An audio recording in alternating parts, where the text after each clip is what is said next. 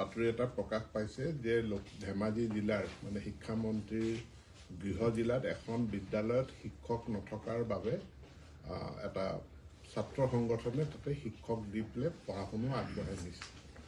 এই বাতৰিটো মিছা, কাৰণ এই বিদ্যালয়খনত শিক্ষক কৰ্মৰত হৈ আছিল আৰু এজন শিক্ষক তেওঁ যি শিক্ষকৰ বদলীকৰণ আইনৰ আধাৰত তেখেতৰ বদলি হৈছে। কৰ্মৰত শিক্ষকজন হ'ল কৃষ্ণকান্ত বৰা। গতিকে তেওঁ কৰ্মৰত, তেওঁ শিক্ষাদান কৰিয়ে আছে। এজন শিক্ষক শিক্ষাৰ বদলীকৰণ আইনৰ অধীনত তেওঁ বদলীকৰণ হৈছে। অন্য এজন শিক্ষক অহা কালিলৈ তাতে জইন কৰিব। গতিকে যি বিদ্যালয়খন জিৰ' টিচাৰ কেতিয়াও হৈ যোৱাই নাই, বিদ্যালয়খনত শিক্ষক আছে। এজন শিক্ষকৰ বদলীকৰণ হৈছে। গতিকে তাৰ ছাবষ্টিটিউট, তাৰ সলনি আৰু এজন শিক্ষকক তাতে দায়িত্ব দিয়া হৈছে, অহা কালিলৈ যোগদান কৰিব।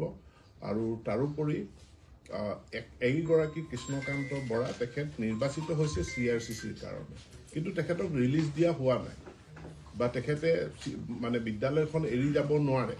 গতিকে CRCCৰ কাৰণে তেওঁ নিৰ্বাচিতহে হৈছে। বিদ্যালয়খন শিক্ষক শূন্য হৈ যোৱা নাই। বিদ্যালয়খনত শিক্ষক দায়িত্বত আছে আৰু পাঠদান চলি আছে।